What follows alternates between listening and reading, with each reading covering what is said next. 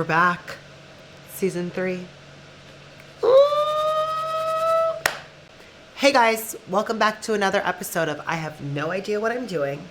Today's confessional is about a breakup and how I dealt with such a hard breakup. And I want to let you guys know that it's okay to still think about them. It's been 3 years, no longer, since we broke up. And every now and then, I still think of them. I think it's a normal feeling to think that. If someone impacted your life on such a higher level, I think they're forever in your heart. You know, I do think Kate Hudson said it right. When a guy breaks up with you, it's done. What is there to talk about? And I kind of agree with that. You know, I've dated guys since, but I wanted to talk about this specific relationship because I haven't talked about it since I broke up with that person. And they had such an impact on me that I felt, you know what, it's time to tell the world, and it's time to connect with the dolls and connect with the girls and everyone, but more the dolls, because we go through this on a regular basis. And it's important to share experiences so it makes us feel human. This person decided to text me and break up with me, which sucks, honestly. But I just recommend, if someone's going to break up with you or you're going to break up with them, I do think a text message, a nice text message led to by a call or something, so that you're not ghosting. It doesn't feel ghosted. It doesn't feel unfinished, because I'm such a person that's this isn't resolved. It doesn't feel finished. And I mean, this person made me feel like that for a year or so, where I felt like I had no answer of them breaking up with me. You know, I thought, oh man, is it because I look like a boy? Oh man, is it because I'm trans? I can't have a baby? Is it because this? But then again, I was in my 20s. And so, you know, we're a lot different in our 20s than we are in our 30s. But I still kind of go through those situations. I've dated guys since, and I've actually been breaking up more, which, you know, but with this specific one, there was such a connection that we had that I think I tell myself, well, would I ever get that again? I think that's normal for girls to feel that, man, will I ever fall in love? Will I ever have that feeling that he gave me? I think it does. I've had it a little bit after, but I've never had it on that level. And I do believe that is something of a higher power that will give to me one day. But I think I'm ready for it. But then there's times where I'm I don't know if I'm ready for it. And you know what? I don't think anybody's really ready for a relationship until they're ready. You know, my mom, I'm going to talk about my mom for a second. My mom always told me it comes when you're least expecting.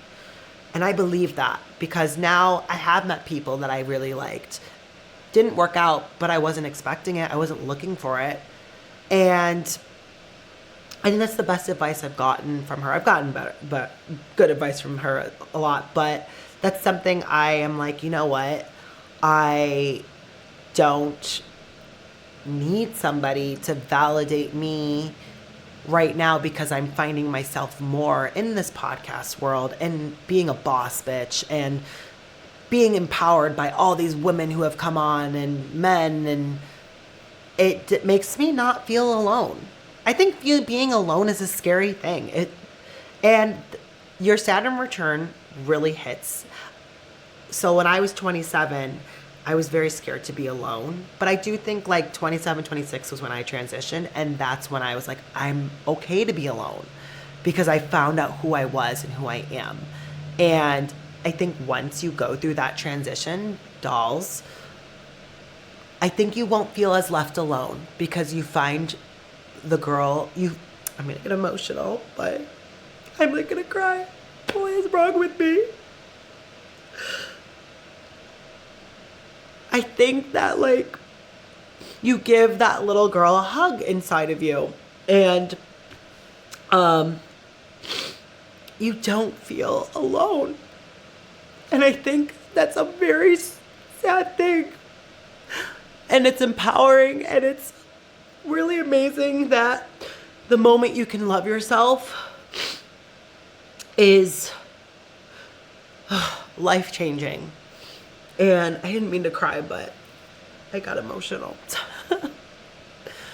You know, I feel like I hold back and put on this persona that I'm strong.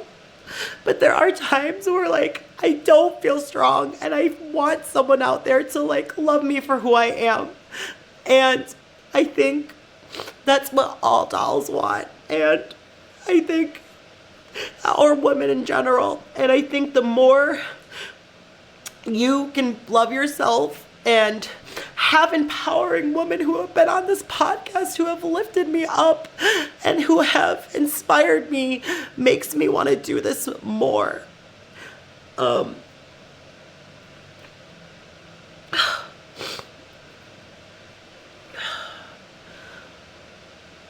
think when it comes to, like, having a platform, all I want is for people to be themselves and come here to watch and feel safe and feel loved and accepted. And I'm here for you, and I will always be here for you. And there are days where I'm like this, and I feel like it was a vulnerable time to talk about this. All right, what do I talk about? I'm like, I'm like legit crying. All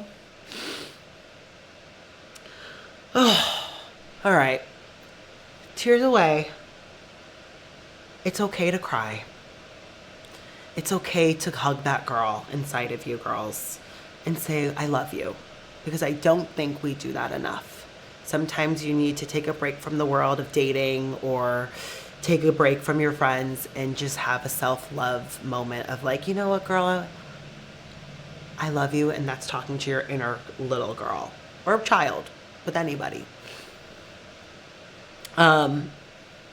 You know what I loved about this season is the diversity, and seeing so many amazing men and women that have given me so much hope for, like, the world, because I do feel like right now it's a scary time, but, like, hearing those amazing, I'm gonna cry again, those amazing stories just, like, inspires me to get up. It inspires me to, like, be a better person. Guys, just get up every day and try to be a better person. I know we don't have the best days, but just, you know, you have to look at life that, like, it's not that serious sometimes, you know? I know with me personally, if I'm having a bad day, the next day I'm just gonna wake up and I'm gonna try harder, and I'm gonna be a better person, because I think when you go into that funk, you know, it gets scary. And I do think you should have the feelings of expressing what you're going through. But I think if you try really hard, pull it in from you, and you wake up in the next morning, and say, I'm okay. I have a roof over my head. I have a chosen family. I have a family. I have a brother or a sister, whatever, a cat. You're going to be okay. So I don't know if this was a super long one this time, but you got Iris May to cry. And I love this profession, and I love what I do, and I love you. And this is I Have No Idea What I'm Doing. I love you. Was that good?